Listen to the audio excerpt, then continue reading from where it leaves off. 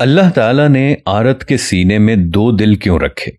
ناظرین، قرآن مجید فرقان حمید سورہ احزاب میں اللہ تعالیٰ کا ارشاد ہے، جس کا ترجمہ یہ ہے کہ اللہ تعالیٰ نے کسی شخص کے سینے میں دو دل نہیں بنائے۔ خواتین و حضرات، اگر اس آیت کریمہ پر غور کریں تو اس میں لفظ رجل کا استعمال کیا گیا ہے، جس کا مطلب ہے آدمی، یعنی حکم صرف مردوں کے لیے خاص کر دیا گیا، جبکہ خواتین اس حکم سے مستثنی ہیں، خارج ہیں۔ یعنی اگر اللہ تعالیٰ نے فرمایا کہ اللہ نے کسی انسان کے سینے میں دو دل نہیں بنائے تو اس میں عورتیں بھی شامل ہوں گی، لیکن جہاں حقیقتاً اللہ عز و جل نے مرد کو خاص طور پر انڈیکیٹ کیا ہے، مخاطب کیا ہے، جس سے یہ ظاہر ہوتا ہے کہ آیت کے اس خاص حصے میں خواتین کے بارے میں بات نہیں کی جا رہی۔ لیکن سوال یہ پیدا ہوتا ہے کہ خواتین کو اس حکم سے کیوں خارج کیا گیا ہے؟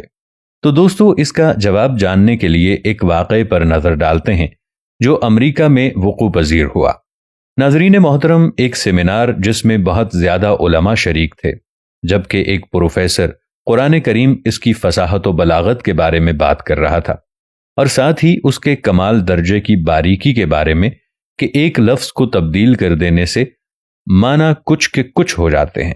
اس پر وہ ڈیٹیل ڈسکشن کر رہے تھے اور اس کی مثالیں یعنی ایگزامپلز بھی دے رہے تھے کہ اچانک ایک سیکولر ذہن کا اسٹوڈنٹ اٹھ کر کھڑا ہوتا ہے اور کہتا ہے کہ میں اس بات پر یقین نہیں رکھتا، کیونکہ قرآن میں ایسے الفاظ بھی موجود ہیں جو آپ کے موقف کی نفی کرتے ہیں، اور اس کی دلیل سورۃ الاحزاب کی یہ آیت ہے جس میں آپ کے خدا نے فرمایا کہ کسی آدمی کے سینے میں اللہ تعالیٰ نے دو دل نہیں رکھے۔ اب غور کیجئے ناظرین کہ اس آیت پر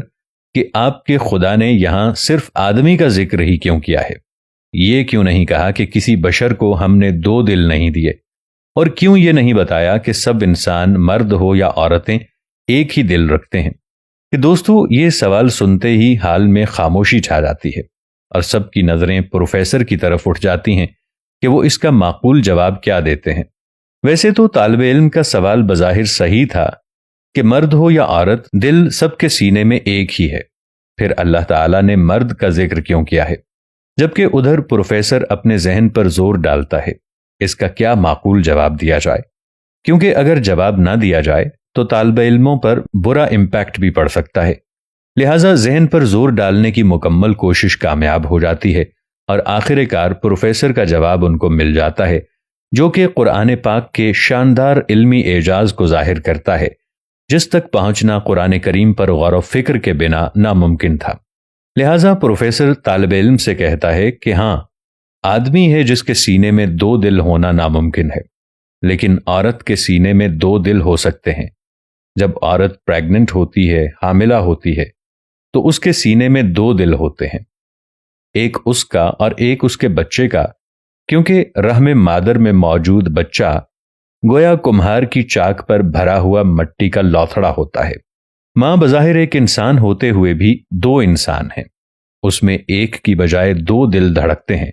اس میں دو وجود پلتے ہیں اور دو روحیں اپنی غذا پاتی ہیں۔ ناظرین کرام، قرآن کریم اور اس کی ہر آیت، ہر لفظ میریکل یعنی معجزہ ہے۔